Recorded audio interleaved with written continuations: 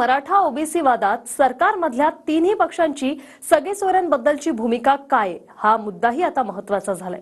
कारण शिंदे गटाच्या गोगावलेंनी सरकारनं सगेसोयऱ्यांचं आश्वासन दिलेलंच नसल्याचा दावा केलाय। पाहूया।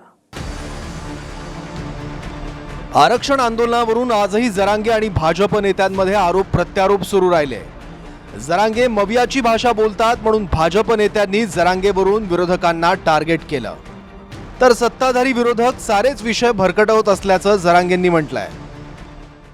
दिशा बदललेली आंदोलन आता राजकीय झालेलं आहे। जरांगे राजकीय भाषा बोलायला लागलेत आणि जोपर्यंत राजकीय भाषा नव्हती, आंदोलनाला राजकीय कलर नव्हता, तोपर्यंत मराठा समाज सोबत होता। आज दुर्दैवानं त्या ठिकाणी त्यांच्यामध्ये राजकीय अभिनिवेश आलाय। त्यांना वाटतं मी म्हणजे समाज, माझा अपमान म्हणजे समाजाचा अपमान। मला वाटतं समाजाला तुमच्या या गोष्टी आता परवडत नाहीत। शेवटी खुश करायला लागतं ना दादा समोरच्याला, बाबा शेवटी खुश करायला लागतं, नाही तर दुसऱ्या बारीने मिळत नसतं।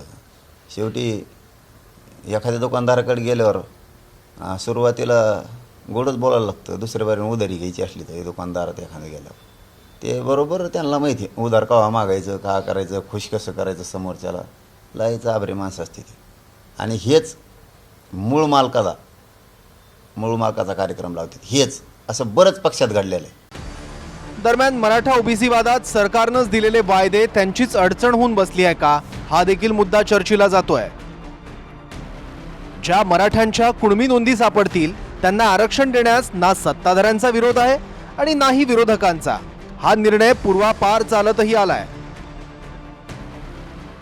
मात्र सरकारनं सगळे सोयऱ्यांची अंमलबजावणी करू म्हणून जरांगेंना आश्वासन दिलंय, पण शिंदे गटाचेच नेते भरत गोगावले आता म्हणतायत की सरकारनं असा कोणता शब्द दिलेलाच नाही। त्यामुळे सरकारनंच दिलेल्या वायद्यावर सरकारमधल्या तिन्ही पक्षांची भूमिका काय हा सर्वात कळीचा मुद्दा आहे। नाही, याबद्दलचं एकनाथ शिंदेजींनी नेमकं उत्तर दिलं आहे आणि एकनाथ शिंदे सरकार काम करत आहे। नाही, याबद्दलचं एकनाथ शिंदेजींनी नेमकं उत्तर दिलं आहे आणि एकनाथ शिंदे सरकार काम करत आहे। मुख्यमंत्र्यांनी सांगितलं आम्ही सगळी चौकशी करू, तपासणी करू, जर त्याच्यामध्ये जे काय देता येईल ते देण्याचा प्रयत्न होईल। पण सगळे आणि सोयरे ही जी काय बाब आहे ही जरा अडचणीची वाटते आणि ती सरकार दरबारी कोर्टामध्ये कुठंच टिकणार नाही आणि त्याच्यामुळे टिकणारं आरक्षण आम्ही द्यावं हे मुख्यमंत्र्यांचं म्हणणं आणि त्याप्रमाणे 10% आरक्षण जे टिकणारं होतं ते दिलेलं आहे। साहेबांनी समजून घ्यावं सगळ्यात अगोदर महत्त्वाचं विषय असा आहे, सगळे सोयरे टिकत नाही। मग जेच आमच्याकडं का आणले होते सरकारनं न्यायाधीश, सरकारनं तुमचं सरकार होतं, तुमचेच उदय सामंत सर होते त्यावेळेस बैठकीला, अनेक होते, धनंजय मुंडे होते, परत ते आपले बच्चू भाऊ होते, लय होते।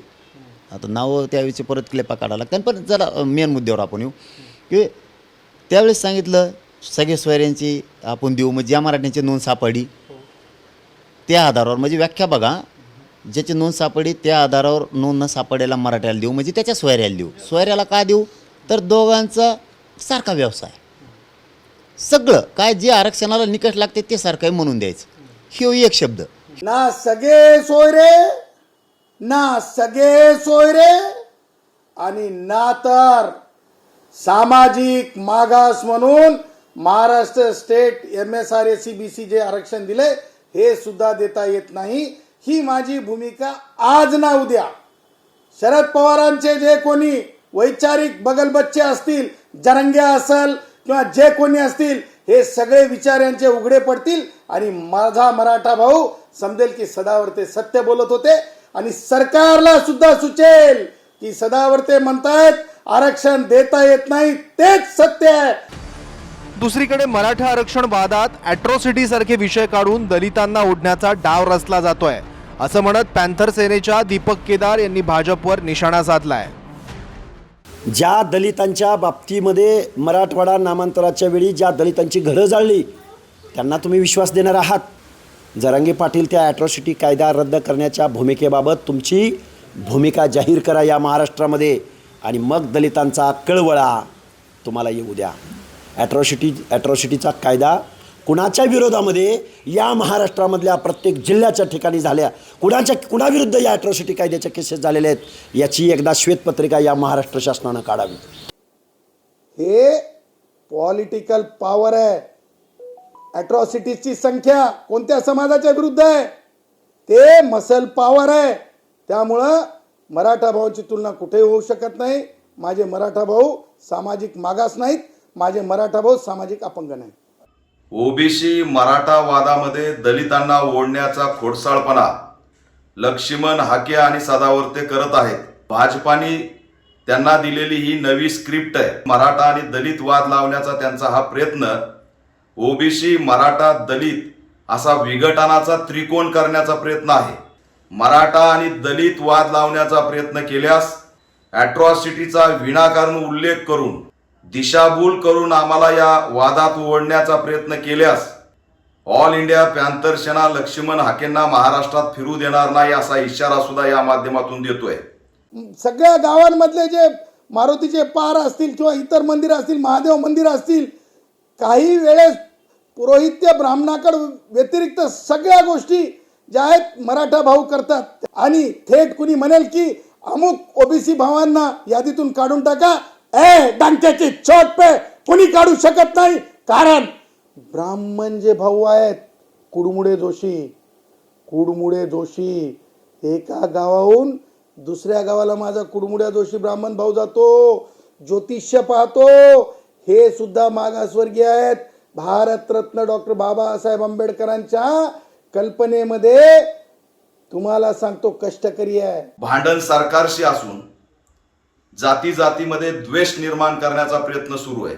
पण हा द्वेष महाराष्ट्राच्या मुळावरती उठल्याशिवाय राहणार नाही. हाके असतील, भुजबळ असतील, अनेक पुणे असतील, सगळ्यांना आमचा सल्ला आहे की दंगलखोरांच्या रोलमध्ये येऊ नका. उद्या महाराष्ट्राला आग लागली तर दंगलीचे मास्टरमाइंड म्हणून तुम्ही सगळे असणार आहेत. संजय सरोदे, TV9 मराठी, जालना.